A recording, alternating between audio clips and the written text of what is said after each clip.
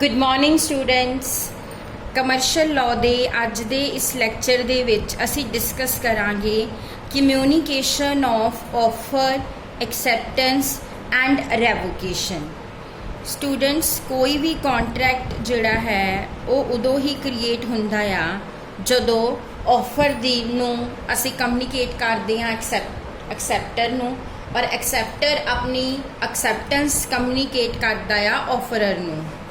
सो communication जिहड़ी आ चाहे वो ऑफर दी आ या एक्सैप्टेंस दी आ वो बहुत ही इंपॉर्टेंट पार्ट आ किसी भी कॉन्ट्रैक्ट दी फॉर्मेशन दे विच। हुण स्टूडेंट्स गल आ कम्यूनीकेशन कदों असी कवांगे कि कम्यूनीकेशन जिहड़ी आ कंप्लीट हो गई। असी एक प्रोविजन पढ़ी सी कि ऑफरर जिहड़ा आ ਉਹ ਆਪਣੀ ਆਫਰ ਨੂੰ ਕਿਸੇ ਵੀ ਟਾਈਮ ਵਿਡਰਾਅ ਕਰ ਸਕਦਾ ਆ ਇਸ ਤੋਂ ਪਹਿਲਾਂ ਕਿ ਐਕਸੈਪਟਰ ਉਹਦੀ ਉਸ ਆਫਰ ਨੂੰ ਐਕਸੈਪਟ ਕਰੇ। ਯਾਨੀ ਐਕਸੈਪਟੈਂਸ ਤੋਂ ਪਹਿਲਾਂ ਆਫਰਰ ਆਪਣੀ ਆਫਰ ਨੂੰ ਵਿਡਰਾਅ ਕਰ ਸਕਦਾ ਆ। ਬਟ ਹੁਣ ਅਸੀਂ ਕਦੋਂ ਮੰਨਾਂਗੇ ਕਿ ਐਕਸੈਪਟੈਂਸ ਜਿਹੜੀ ਆ ਉਹ ਕੰਪਲੀਟ ਹੋ ਗਈ ਆ। ਐਕਸੈਪਟੈਂਸ ਉਦੋਂ ਹੀ ਕੰਪਲੀਟ ਹੋਏਗੀ ਜਦੋਂ ਉਹਦੀ ਕਮਿਊਨੀਕੇਸ਼ਨ ਜਿਹੜੀ ਆ ਉਹ ਕੰਪਲੀਟ ਹੋਏਗੀ। ਸੋ ਅੱਜ ਅਸੀਂ ਉਹਦੇ ਹੀ ਰੂਲਸ ਔਰ ਰੈਗੂਲੇਸ਼ਨਸ ਪੜ੍ਹਨੇ ਆ। ਹੁਣ ਜਿੱਥੇ ਤਾਂ ਜਿਹੜੀਆਂ ਪਾਰਟੀਜ਼ ਨੇ ਦੋਨੋਂ ਉਹ ਫਿਜ਼ੀਕਲੀ ਪ੍ਰੈਜ਼ੈਂਟ ਹੁੰਦੀਆਂ ਆ, ਇੱਕ ਦੂਸਰੇ ਦੇ ਆਮੋ ਸਾਹਮਣੇ ਬੈਠੀਆਂ ਹੁੰਦੀਆਂ ਆ, ਉੱਥੇ ਤਾਂ ਇਮੀਡੀਏਟਲੀ ਜਿਹੜਾ ਆ ਕੌਂਟਰੈਕਟ ਬਣ ਜਾਂਦਾ ਆ। ਇਮੀਡੀਏਟਲੀ ਆਫਰਰ ਆਫਰ ਕਰਦਾ ਆ ਤੇ ਉਹਦੀ ਆਫਰ ਨੂੰ ਐਕਸੈਪਟ ਕਰ ਲਿਆ ਜਾਂਦਾ ਆ। ਬਟ ਜਦੋਂ ਪਾਰਟੀਜ਼ ਡਿਸਟੈਂਸ ਤੇ ਆ, ਠੀਕ ਆ, ਯਾਨੀ ਦੂਰ ਦੂਰ ਬੈਠੀਆਂ ਹੋਈਆਂ ਆ, उस वेले जिहड़ी ऑफर और एक्सैप्टेंस आ वो कम्यूनीकेट की जाती आ पोस्ट के थ्रू। तो किहड़े किहड़े रूल्स ने जिहड़े अपलाई हुंदे आ। सो असी पढ़ने आ कि अगर पोस्ट के थ्रू कम्यूनीकेशन हो रही आ तो फिर किहड़े रूल्स अपलाई होने आ। सब तो पहला है communication of an offer. Offer की कम्यूनीकेशन उदों कंप्लीट हुंदी आ जदों उस ऑफर की नॉलेज ऑफरी नूं या एक्सैप्टर नूं मिल जाती हो जाती आ। मीनस जदों ही ऑफरी नूं जिन्हों ऑफर दी गई आ जदों उन्होंने ऑफर के बारे पता लग जाएगा उस टाइम ये मान लिया जाएगा कि ऑफर की कम्यूनीकेशन जिहड़ी आ वो कंप्लीट हो गई आ। इन्होंने एक एग्जाम्पल दी आ कि ए ने अपना हाउस सैल करना आ बी नूं एक सर्टन प्राइस ते और उन्हें जिहड़ा प्रपोजल भेजिया आ ऑफर की आ वो बाय पोस्ट भेजिया आ। हुण जिहड़ा प्रपोजल आ उहदी कम्यूनीकेशन कदों कंप्लीट होएगी, ऑफर की कम्यूनीकेशन कदों कंप्लीट होएगी जदों बी नूं वो लैटर जिहड़ा आ मिल जाएगा। ठीक है। सो इहदे तो ये बिल्कुल क्लीयर हो रहा आ कि ऑफर की एक्चुअल कम्यूनीकेशन जिहड़ी हुंदी आ वो जरूरी नहीं हुंदी, बस इन्ना ही सफिशेंट हुंदा आ कि ऑफरर नूं ऑफर दी नॉलेज हो जावे। तो इहदा मतलब आ कि ऑफर दी जिहड़ी आ कम्यूनीकेशन हो चुकी आ। सो जदों असी ऑफर सेंड करते हैं बाई पोस्ट तो इहदी कम्यूनीकेशन कदों कंप्लीट हुंदी आ जदों वो लैटर जिहड़ी आ ऑफरी नूं मिलदी आ। ठीक है।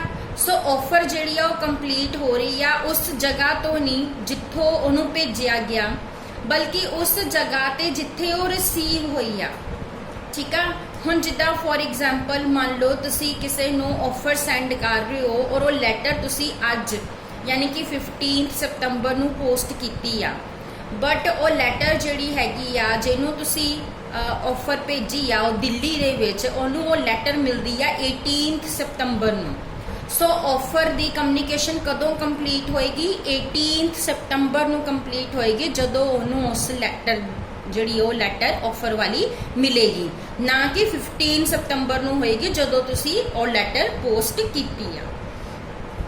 इस तो बाद नैक्सट आ कम्यूनीकेशन ऑफ द एक्सैप्टेंस। हुण एक्सैप्टेंस की कम्यूनीकेशन कदों कंप्लीट हुंदी आ। देखो ऑफर की कम्यूनीकेशन का तो सीधा सीधा एक ही रूल आ कि जदों ऑफरी नूं नॉलेज होगी ऑफर की एंड जदों उन्होंने लैटर मिल गई उस वेले कम्यूनीकेशन कंप्लीट हो गई। बट एक्सैप्टेंस के केस इदा नहीं है। एक्सैप्टेंस के केस अलग अलग रूल ने। सब तो पहला हैगा अगेंस्ट द प्रपोजर।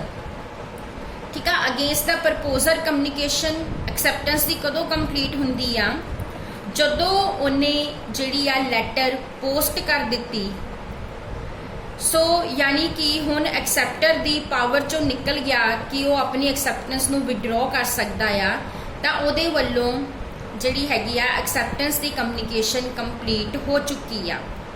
ਬਟ ਅਗਰ ਅਸੀਂ ਅਗੇਂਸਟ ਦਾ ਐਕਸੈਪਟਰ ਦੀ ਗੱਲ ਕਰੀਏ ਤਾਂ ਉਹ ਕਦੋਂ ਕੰਪਲੀਟ ਹੁੰਦੀ ਆ, ਜਦੋਂ ਪ੍ਰਪੋਜ਼ਰ ਨੂੰ ਉਹ ਲੈਟਰ ਮਿਲਦੀ ਆ ਜਾਂ ਜਦੋਂ ਪ੍ਰਪੋਜ਼ਰ ਨੂੰ ਉਹਦੀ ਨੌਲੇਜ ਹੁੰਦੀ ਆ ਕਿ ਉਹਨੇ ਐਕਸੈਪਟੈਂਸ ਜਿਹੜੀ ਆ ਕਰ ਦਿੱਤੀ ਆ, ਉਸ ਵੇਲੇ ਇਹ ਕਮਿਊਨੀਕੇਸ਼ਨ ਕੰਪਲੀਟ ਹੁੰਦੀ ਆ।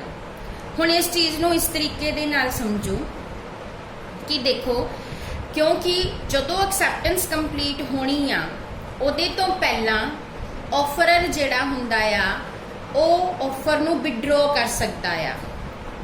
ਸੋ ਇਸੇ ਤਰ੍ਹਾਂ ਜਿਹੜਾ ਐਕਸੈਪਟਰ ਆ, ਇਸ ਤੋਂ ਪਹਿਲਾਂ ਕਿ ਆਫਰਰ ਨੂੰ ਐਕਸੈਪਟੈਂਸ ਦੀ ਕਮਿਊਨੀਕੇਸ਼ਨ ਹੋਵੇ, ਉਹ ਆਪਣੀ ਐਕਸੈਪਟੈਂਸ ਵੀ ਵਿਡਰੋ ਕਰ ਸਕਦਾ ਆ। ਸੋ ਦੋਨਾਂ ਕੋਲ ਆਪਸ਼ਨ ਆ, ਆਫਰਰ ਕੋਲ ਆਪਣੀ ਆਫਰ ਵਿਡਰੋ ਕਰਨ ਦੀ ਆਪਸ਼ਨ ਆ ਇਸ ਤੋਂ ਪਹਿਲਾਂ ਕਿ ਐਕਸੈਪਟੈਂਸ ਹੋਵੇ, ਠੀਕ ਆ, ਔਰ ਐਕਸੈਪਟਰ ਕੋ ਆਪਣੀ ਐਕਸੈਪਟੈਂਸ ਵਿਡਰੋ ਕਰਨ ਦੀ ਆਪਸ਼ਨ ਹੈ ਇਸ ਤੋਂ ਪਹਿਲਾਂ ਕਿ ਆਫਰਰ ਨੂੰ ਉਹਦੀ ਐਕਸੈਪਟੈਂਸ ਦੀ ਨੌਲੇਜ ਹੋਵੇ। ਹੁਣ ਇਹ ਰੂਲ ਕੀ ਆ, ਦੇਖੋ ਜਦੋਂ ਤਾਂ ਗੱਲ ਹੈ ਕਿ ਐਕਸੈਪਟਰ ਆਪਣੀ ਜਿਹੜੀ ਆ ਐਕਸੈਪਟੈਂਸ ਵਿਡਰੋ ਕਰਨਾ ਚਾਹੁੰਦਾ ਆ, ਤਾਂ ਇਸ ਤੋਂ ਪਹਿਲਾਂ ਕਿ ਉਹ ਜਿਹੜੀ ਲੈਟਰ ਆ ਕਮਿਊਨੀਕੇਸ਼ਨ ਦੀ, ਐਕਸੈਪਟੈਂਸ ਦੀ ਕਮਿਊਨੀਕੇਸ਼ਨ ਦੀ, ਉਹ ਆਫਰਰ ਨੂੰ ਮਿਲੇ, ਉਹ ਉਹਦੇ ਤੋਂ ਪਹਿਲਾਂ ਆਪਣੀ ਐਕਸੈਪਟੈਂਸ ਵਿਡਰੋ ਕਰ ਸਕਦਾ ਆ, ਠੀਕ ਆ। ਜਿਸ ਤਰ੍ਹਾਂ ਮੰਨ ਲਓ ਕਿ ਉਹ ਲੈਟਰ ਜਿਹੜੀ ਐਕਸੈਪਟੈਂਸ ਦੀ ਸੈਂਡ ਕੀਤੀ ਗਈ ਆ ਉਹ 15 ਸਤੰਬਰ ਨੂੰ ਸੈਂਡ ਕੀਤੀ ਗਈ ਆ, ਠੀਕ ਆ, ਔਰ ਉਹ ਲੈਟਰ ਜਾ ਕੇ ਮਿਲਣੀ ਆ 18 ਸਤੰਬਰ ਨੂੰ, ਤੇ ਤੁਸੀਂ ਹੁਣ ਅਗਰ ਉਹ ਐਕਸੈਪਟੈਂਸ ਵਿਡਰੋ ਕਰਨਾ ਚਾਹੁੰਦੇ ਹੋ ਤਾਂ ਤੁਸੀਂ 18 ਸਤੰਬਰ ਤੋਂ ਪਹਿਲਾਂ ਕਿਸੇ ਵੀ ਤਰ੍ਹਾਂ ਜਿਹੜਾ ਆ ਆਫਰਰ ਨੂੰ ਇਨਫੋਰਮ ਕਰ ਦਿਓ ਕਿ ਮੈਂ ਆਪਣੀ ਐਕਸੈਪਟੈਂਸ ਵਿਡਰੋ ਕਰ ਰਿਹਾ ਆ, ਯਾਨੀ ਕਿ ਮੈਂ ਜੋ ਐਕਸੈਪਟੈਂਸ ਦਿੱਤੀ ਆ ਮੈਂ ਹੁਣ ਉਹਨੂੰ ਨਹੀਂ ਮੰਨ ਰਿਹਾ ਜਾਂ ਉਹ ਐਕਸੈਪਟੈਂਸ ਨਹੀਂ ਦੇਣੀ। ਜਿਸ ਤਰ੍ਹਾਂ ਕਿ ਤੁਸੀਂ ਕਹਿ ਲਓ ਕਿ ਤੁਸੀਂ A ਨੇ ਜਿਹੜਾ ਹੈਗਾ ਆਫਰ ਦਿੱਤੀ B ਨੂੰ ਕਿ ਉਹ ਆਪਣਾ ਘਰ ਵੇਚਣਾ ਚਾਹੁੰਦਾ, ਉਹਨੂੰ 5 ਲੱਖ ਦੇ ਵਿੱਚ। B ਜਿਹੜਾ ਆ ਉਹ ਲੈਟਰ ਉਹਨੂੰ ਸੈਂਡ ਕਰ ਰਿਹਾ ਆ 15 ਸਤੰਬਰ ਨੂੰ ਕਿ yes I am agree to buy your house, ਠੀਕ ਆ, ਬਟ ਉਹ ਲੈਟਰ ਮਿਲਣੀ ਆ ਜਾ ਕੇ ਹਲੇ 3 ਦਿਨ ਬਾਅਦ 18 ਸਤੰਬਰ ਨੂੰ, ਔਰ ਇਨ ਬਿਟਵੀਨ B ਦਾ ਜਿਹੜਾ ਆ ਮਾਈਂਡ ਚੇਂਜ ਹੋ ਜਾਂਦਾ ਕਿ ਨਹੀਂ ਮੈਂ ਉਹ ਕਾਰ ਨਹੀਂ ਖਰੀਦਣਾ, ਯਾਨੀ ਕਿ ਉਹ ਐਕਸੈਪਟੈਂਸ ਵਿਡਰੋ ਕਰਨਾ ਚਾਹੁੰਦਾ ਆ। ਸੋ ਇਸ ਤੋਂ ਪਹਿਲਾਂ ਕਿ ਲੈਟਰ A ਨੂੰ ਮਿਲੇ, ਇਸ ਤੋਂ ਪਹਿਲਾਂ ਹੀ ਉਹਨੂੰ ਚਾਹੇ ਉਹ ਟੈਲੀਗ੍ਰਾਮ ਨਾਲ, ਚਾਹੇ ਉਹ ਮੋਬਾਈਲ ਤੇ ਜਾਂ ਈਮੇਲ ਕਰਤੇ ਕਰਕੇ ਕਿਸੇ ਵੀ ਤਰ੍ਹਾਂ ਨਾਲ ਉਹਨੂੰ ਇਨਫੋਰਮ ਕਰ ਦੇਵੇ ਕਿ ਮੈਂ ਆਪਣੀ ਉਹ ਐਕਸੈਪਟੈਂਸ ਜਿਹੜੀ ਆ ਵਿਡਰੋ ਕਰ ਰਿਹਾ ਆ, ਤਾਂ ਉਹਦੀ ਐਕਸੈਪਟੈਂਸ ਜਿਹੜੀ ਆ ਵਿਡਰੋ ਹੋ ਜਾਏਗੀ। ਸੋ ਇਹ ਰੂਲ ਜਿਹੜਾ ਹੈਗਾ ਆ ਇਹ ਅਗੇਂਸਟ ਦਾ ਐਕਸੈਪਟਰ ਆ।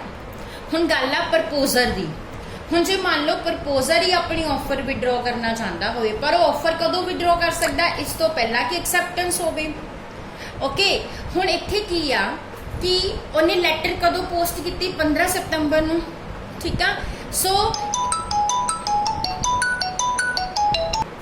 ਉਹਨੇ ਲੈਟਰ ਪੋਸਟ ਕੀਤੀ ਆ 15 ਸਤੰਬਰ ਨੂੰ।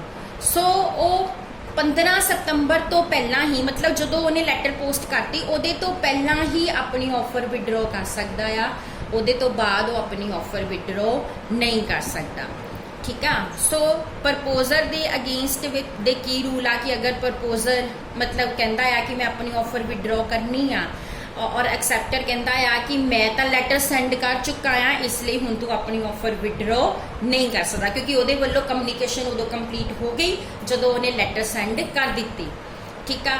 ਔਰ ਅਗਰ ਜਿਹੜਾ ਐਕਸੈਪਟਰ ਆਪਣੀ ਐਕਸੈਪਟੈਂਸ ਵਿਡਰੋ ਕਰਨਾ ਚਾਹੁੰਦਾ ਆ ਤਾਂ ਫਿਰ ਐਕਸੈਪਟਰ ਦੇ ਅਗੇਂਸਟ ਕੀ ਰੂਲ ਆ ਕਿ ਪ੍ਰਪੋਜ਼ਰ ਕਹਿ ਸਕਦਾ ਆ ਕਿ ਮੈਨੂੰ ਤਾਂ ਲੈਟਰ ਮਿਲ ਗਈ ਆ, ਹੁਣ ਮੇਰੇ ਲਈ ਤਾਂ ਐਕਸੈਪਟੈਂਸ ਕੰਪਲੀਟ ਹੋ ਗਈ ਆ, ਇਸ ਲਈ ਹੁਣ ਤੂੰ ਆਪਣੀ ਐਕਸੈਪਟੈਂਸ ਜਿਹੜੀ ਆ ਵਿਡਰੋ ਨਹੀਂ ਕਰ ਸਕਦਾ। ਸੋ ਇਸ ਤਰ੍ਹਾਂ ਨਾਲ ਇਹ ਅਲੱਗ-ਅਲੱਗ ਜਿਹੜੇ ਕੇਸਿਸ ਦੇ ਵਿੱਚ ਅਲੱਗ-ਅਲੱਗ ਰੂਲਸ ਜਿਹੜਾ ਆ ਫੋਲੋ ਕੀਤਾ ਜਾਂਦਾ ਆ। ਇਸ ਤੋਂ ਬਾਅਦ ਥਰਡ ਜੋ ਪੁਆਇੰਟ ਹੈ ਉਹ ਹੈ communication of revocation of proposal. ਹੁਣ ਪ੍ਰਪੋਜ਼ਲ ਨੂੰ ਦੀ ਅਗਰ ਰੈਵੋਕੇਸ਼ਨ ਕਰਨੀ ਆ, ਅਗਰ ਆਫਰ ਵਿਡਰੋ ਕਰਨੀ ਆ, ਤੇ ਉਹਦੀ ਕਮਿਊਨੀਕੇਸ਼ਨ ਕਿੱਦਾਂ ਕੰਪਲੀਟ ਹੋਏਗੀ। ਆਫਰਰ ਜਿਹੜਾ ਆ ਆਪਣੀ ਆਫਰ ਨੂੰ ਕਦੀ ਵੀ ਵਿਡਰੋ ਕਰ ਸਕਦਾ ਆ ਇਸ ਤੋਂ ਪਹਿਲਾਂ ਕਿ ਐਕਸੈਪਟੈਂਸ ਦੀ ਕਮਿਊਨੀਕੇਸ਼ਨ ਕੰਪਲੀਟ ਹੋਵੇ ਅਗੇਂਸਟ ਦਾ ਪ੍ਰਪੋਜ਼ਰ। ਮੀਨਸ ਇਸ ਤੋਂ ਪਹਿਲਾਂ ਕਿ ਐਕਸੈਪਟਰ ਆਪਣੀ ਉਹ ਲੈਟਰ ਪੋਸਟ ਕਰੇ ਉਹਦੇ ਤੋਂ ਪਹਿਲਾਂ ਹੀ ਉਹ ਆਪਣੀ ਆਫਰ ਵਿਡਰੋ ਕਰ ਸਕਦਾ ਆ, ਉਹਦੇ ਤੋਂ ਬਾਅਦ ਉਹ ਆਪਣੀ ਆਫਰ ਜਿਹੜੀ ਹੈਗੀ ਆ ਵਿਡਰੋ ਨਹੀਂ ਕਰ ਸਕਦਾ। ਸੋ ਇਹ ਰੂਲ ਜਿਹੜਾ ਹੈ ਫੋਲੋ ਕੀਤਾ ਜਾਂਦਾ ਆ ਅਗਰ ਪ੍ਰਪੋਜ਼ਲ ਦੀ ਰੈਵੋਕੇਸ਼ਨ ਦੀ ਕਮਿਊਨੀਕੇਸ਼ਨ ਕੰਪਲੀਟ ਕਰਨੀ ਹੋਵੇ। ਸੋ ਇਹਦੇ ਨਾਲ ਹੀ ਅੱਜ ਦਾ ਇਹ ਟੌਪਿਕ ਖਤਮ ਹੁੰਦਾ ਆ। Next modes of revocation of offer ਅਸੀਂ ਨੈਕਸਟ ਲੈਕਚਰ ਦੇ ਵਿੱਚ ਡਿਸਕਸ ਕਰਾਂਗੇ। Thank you.